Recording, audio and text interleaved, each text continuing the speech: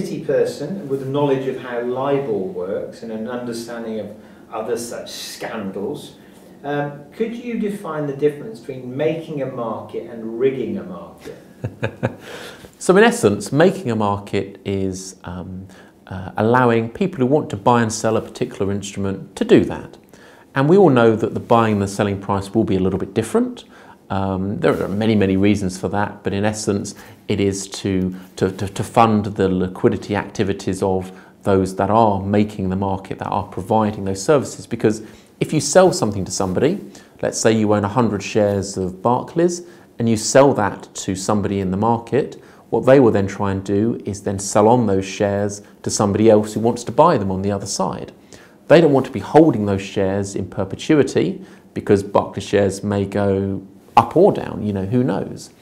And so because there's a risk that they will be holding them for a short period of time, there's a small spread, and that's making a market. And the benefits for liquidity, the benefits for being able to buy or sell shares in Barclays or anything justifies there being a spread and making a market in that way. Now, rigging a market is different. Rigging a market is all about people knowing something or trying to force something, some view on the markets to benefit themselves. So let's continue that Barclays share example. Let's say that some intermediary has a bundle of Barclays shares on its books. Let's say somebody sold them some Barclays shares, they're holding them on the books, and they say, well, you know, guys, instead of trying to ship these on to somebody else and take a small spread for the liquidity risk in the interim, let's try and make some real money on them.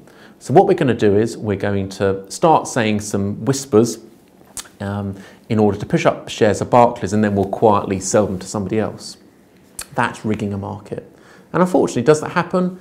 As the newspapers have reported over the last few months and years, the reality is there are some people who believe that they can do that to make gains.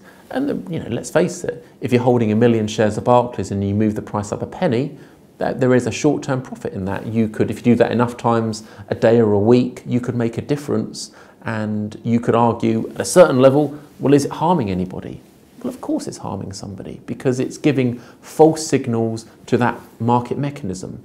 And markets you've got to have confidence in. And quite correctly, the regulators and the authorities have cracked down as hard as they can on this. And let's face it, with electronic surveillance and other forms of social media and internal communication devices, it's now very possible to see if people have been undertaking such bad practices. Right, banking bailouts, which Guido says I frown upon. Yeah, I mean, there's lots of things why it's perceived to be a bad thing. Moral hazard of propping up failed people, businesses, throwing good money after bad, knowing what we now know about Libor, PPI, etc. Would you have bailed them out? And what lessons can we learn to avoid bailing them out again if they do go bust? So we're in a difficult spot here, because here's the problem. I have every sympathy with saying we should not have bailed out the banks. Basically, you get that adjustment mechanism, the fact that people had effectively made some bad lending decisions, built up far too many amounts of lending versus their asset book to be in any way sustainable, had that short, sharp shock, etc. But here's the problem. The problem is that we have a systemic issue here. And whilst I have a lot of sympathy with the short, sharp shock, it would have led to something of a global depression basis, which clearly is not a good thing at a certain level. Now, I think that probably the authorities did the right thing from the profile of the global economy and everything else. What's important today is that we have to learn the lessons from that and not allow it to be replicated. And this is why I would, big picture, sort of think about today's world as having had those fat years, those excitable years, those consumer-driven, debt-driven, let's face it, years of excess. You have a long adjustment period, and why you need to be more specific in your investment choices rather than general and just anticipate that everything goes up all the time. Regulation plays a role here, of course, and the regulators are not stupid, they're seeing all of these things.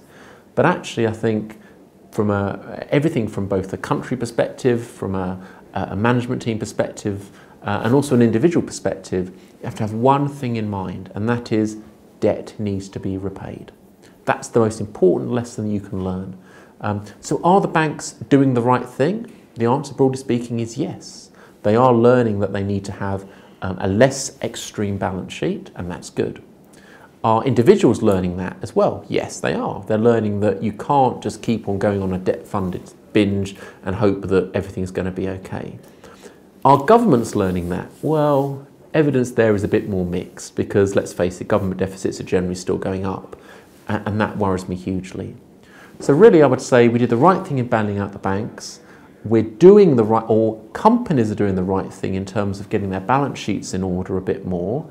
Individuals, I think, understand that you can't in perpetuity borrow and borrow more. My big concern is that actually governments of the world, perhaps nobbled by their political promises and other issues, they're the ones that are not getting their balance sheet back in order. And that concerns me, because ultimately too much debt leads to only one thing, a problem. At what point in the economic cycle is banking a decent business? They certainly never seem to lend at the bottom and they lend too much at the top. Where's the happy medium? Is there one? So in terms of the industry, banking is always at its best when you have stability. And by extrapolated stability, so that means basically where you can see trend or slightly above trend growth, where things are kind of rolling along nicely. Somebody once said to me many years ago that if you want to get a feel for a country, or you want to invest in a country that you believe in, the best way to do that would be to buy the leading bank and the leading supplier of cement to the country. And I would totally agree with that, because they do reflect the underlying economy quite well. So if the economy is around about trend growth rates, typically for a Western economy, 2 and a bit %, and if people are still believing that you're going to see a trend or slightly above trend growth rate next year, then that's the sweet spot for a bank generally, typically. Because you're right, at the bottom and top of the cycle, things can go a bit crazy. So obviously all of this has been warped a little bit by the global financial crisis. It's not been as easy to spot when you're moving to sort of that trend period. So I think today you've got a world where actually the most compelling financial sector theme remains one of simplification, where actually banks that have previously been very complex and have become overly enamoured with their ability to expand are becoming simpler, more boring institutions, i.e. pertaining more like to that old banking model of yesteryear. So I think financial simplification remains still a compelling financial sector theme, and otherwise it's looking for trend growth rates. If you find that, then I think you can make money in the financials, and certainly that's been the case over the last few years.